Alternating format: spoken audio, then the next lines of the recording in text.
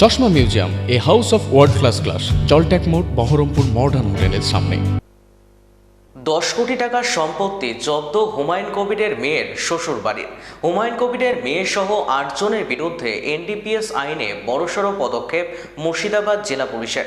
ভরতপুরের বিধায়ক হুমায়ুন কবিরের পরিবারের বিরুদ্ধে বড়সড় অভিযান চালায় জেলা পুলিশ। সোমবার সন্ধ্যায় লালগোলা থানার পুলিশ লালগোলার বিভিন্ন এলাকায় একযোগে অভিযান চালিয়ে প্রায় 10 কোটি টাকা মূল্যের একাধিক সম্পত্তি ফ্রিজ করে দেয়। এই ঘটনাকে ঘিরে রীতিমতো চাঞ্চল্য ছড়িয়ে পড়ে জেলা জুড়ে।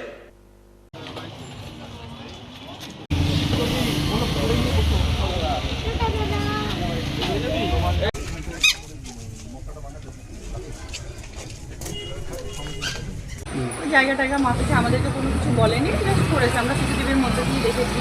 তারপরে হঠাৎ একদিন এসে পুলিশ নোটিশ দেয়।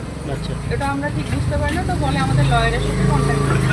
লয়ারের সাথে কন্ট্যাক্ট করার পর জানা যায় যে হ্যাঁ ট্যাক্স অনেক কিছু প্রবলেম উনি বলেন, তো সেটার জন্য আমরা লয়ারের সাথে কন্ট্যাক্টও করা হয়। তো আজকে তারপরে আবার কিছু কেসও লড়া হয় আমাদের হাইকোর্টে। তো লড়ার পরে এখন আবার কালকে পরশু দিন এসেছিলো, তো বললো যে বাড়িতে নাকি নোটিশ আসবে। তো ব্যাপারটা হচ্ছে আমার শ্বশুরমশাই বিজনেসম্যান, হাজব্যান্ডও আমার শ্বশুরমশাই বিজনেসই দেখে, আলাদা করে কিছু করেন না। আমি হচ্ছে নাজমা সুলতানা, হুমায়ুন কবিরের মেয়ে। যেটা এখন তৃণমূলের প্রাক্তন পার্টিতে ছিল, এখন রানিং তো বিধায়ক আছেন। বিধায়ক, হ্যাঁ। তো জনতা উন্নয়ন পার্টির চেয়ারম্যান। তো ব্যাপারটা প্রবলেমটা হচ্ছে আমার বাবাকে সামনে রেখে এই জিনিসটা করা হচ্ছে।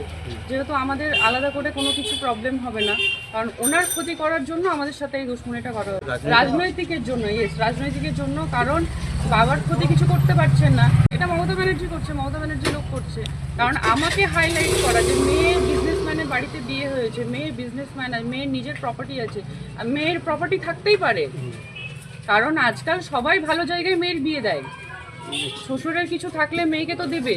তাহলে আমাকে হাইলাইট করা, আমার হাজব্যান্ডের কি আছে, আমার হাজব্যান্ডের কটা গাড়ি আছে, কটা বাড়ি আছে, আমার কটা জায়গায় সম্পত্তি আছে, এগুলোকে নিয়ে হাইলাইট করে আমাদেরকে ফাঁসানোর একটাই রিজন হচ্ছে যে আমার বাবাকে নিচে নামাতে। সেটা তো বলা যাচ্ছে না যে পরবর্তীতে কোথায় যাচ্ছি, কী করছি, পরিস্থিতি অনুযায়ী দেখা যাবে, কিন্তু এটা শুধুমাত্র ফাঁসানোর জন্য হচ্ছে। কেন্দ্র সরকারের নির্দেশে, কিন্তু এটা রাজ্য সরকারের পুরোপুরি হাত আছে।